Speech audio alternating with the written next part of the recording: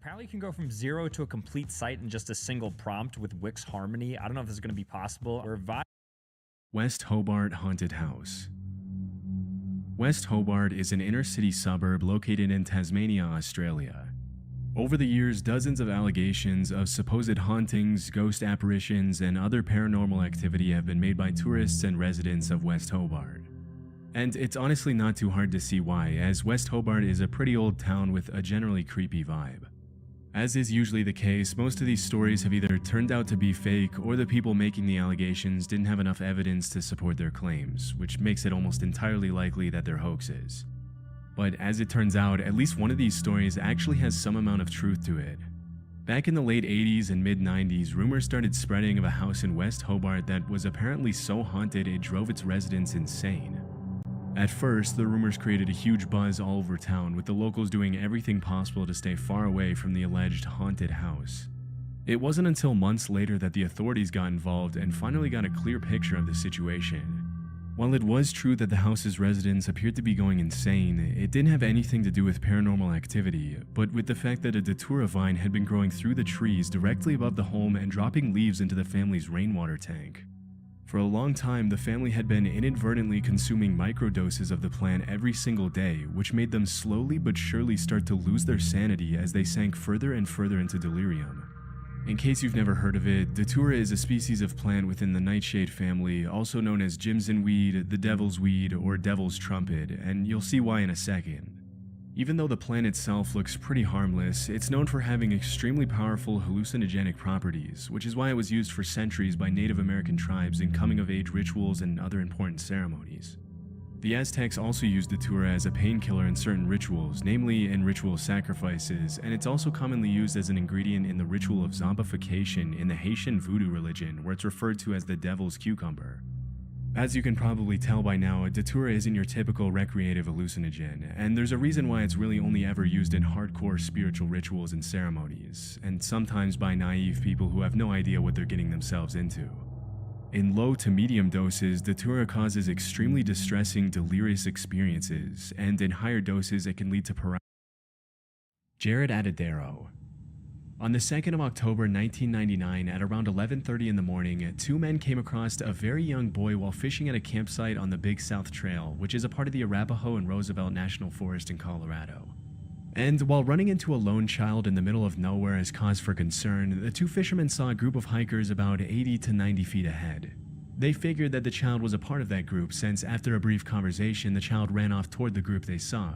This child was 3-year-old Jared Atadero, and this was the last time anyone would ever see him again. To understand how a 3-year-old even ended up in that situation, we have to take a step back and examine the life of his father, Alan Atadero. Alan was a divorced, single father who was taking care of his two children, the 3-year-old son Jared and a 6-year-old daughter Jocelyn. Earlier that year, Alan had become deeply involved with a local religious organization known as the Christian Singles Network Group. By October, he was hosting 11 members of this group along with his two children at a resort he co-owned with his brother. On the day of the incident, the kids wanted to go on a trip to see a fish hatchery with the group. Alan was a bit reluctant at first to let them go, but ultimately caved in when members of the group assured him that they'd only visit the hatchery and come right back with the kids. Here's how you're going to start your first podcast. Record a rough take, drop in your script, or put down an idea. Coolio will help generate your episode, add music, sound effects, and clean up your audio. All you have to do is be yourself, honest, intentional, and clear. Then making you sound professional is the easy part. You can edit, clean, record, and generate all your audio so much faster on Coolio.ai.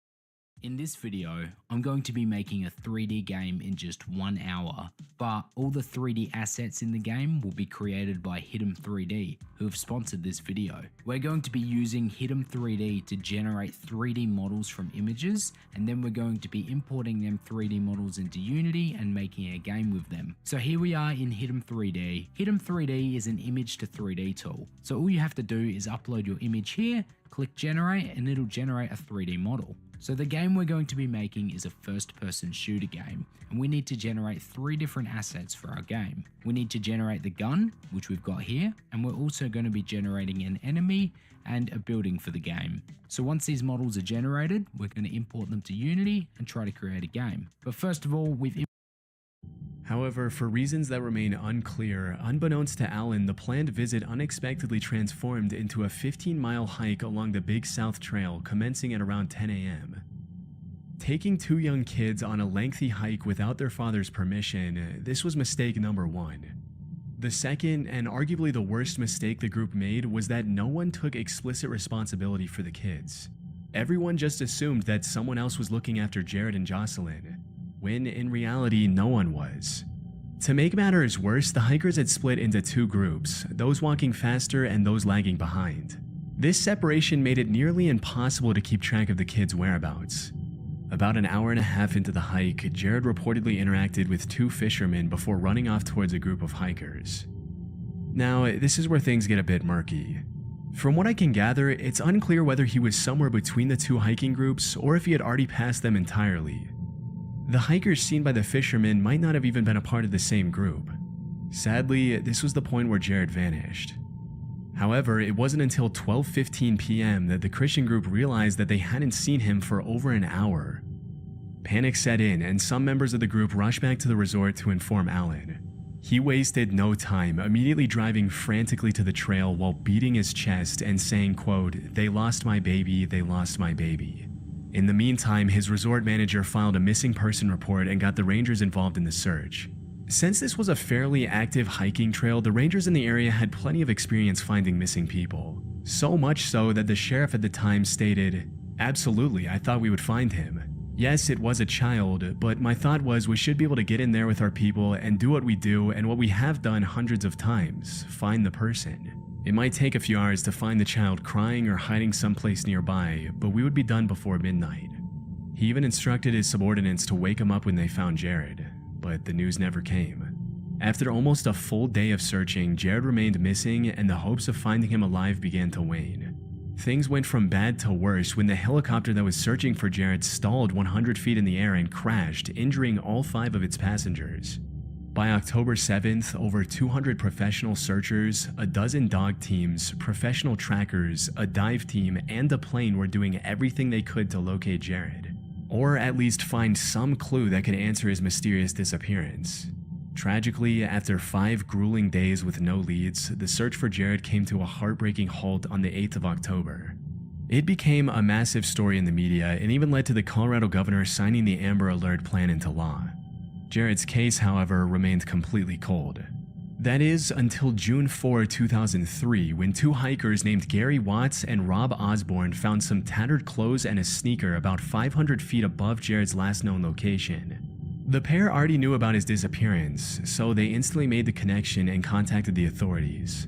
What followed was a more thorough search of the area, and 10 days later, searchers made a grim discovery: a molar and a part of a human skull. DNA tests confirmed what Jared's family feared. These remains were his.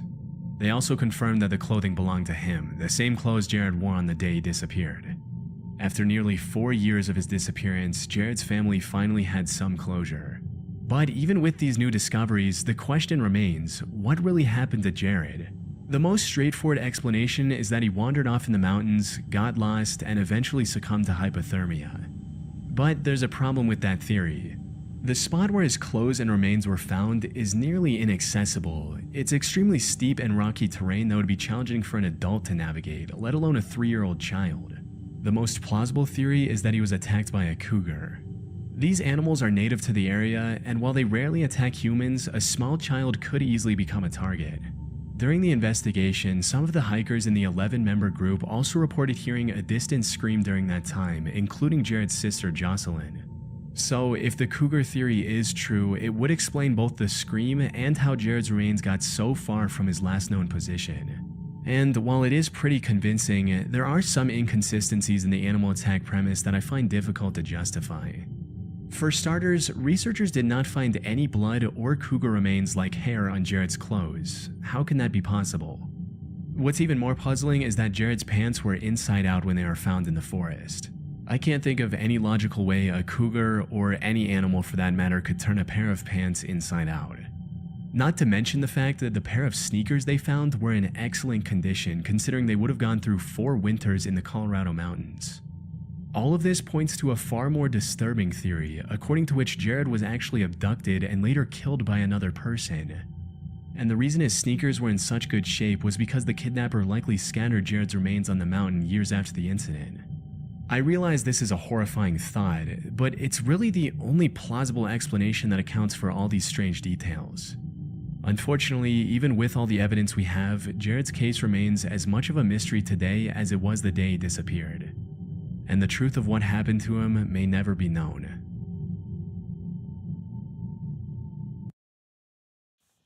Hey, At first glance, it looks like a normal doorbell camera recording, but within seconds, something happens that's enough to send chills down your spine. I think he looks disoriented, or possibly under the influence of drugs, while others argue that his behavior seems deliberate. This is where the mysterious doorbell footage comes in.